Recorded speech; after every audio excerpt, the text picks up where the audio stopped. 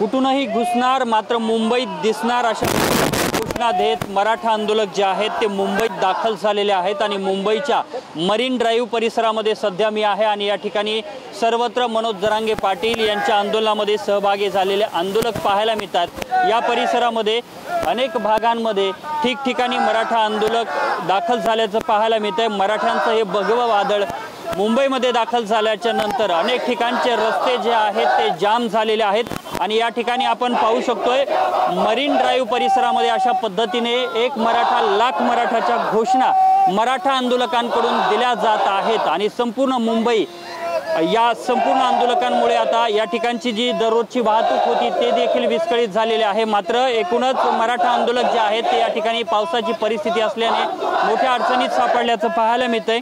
अनेक आंदोलक जे आहेत ते भर पावसामध्ये या ठिकाणाहून फिरतात मात्र ते भिजल्याने त्यांना मोठा त्रास देखील सहन करावा लागतोय। यामुळे आता मनोज जरांगे पाटील यांच्या आंदोलनासंदर्भात काय नेमका निर्णय होतो आणि लवकरात लवकर या संदर्भात निर्णय घेतला जातो का हे पाहणं महत्त्वाचं असणार आहे। कॅमेरामन सुशांत राऊतसह मी अशोक काळकुटे, TV9 मराठी, मुंबई।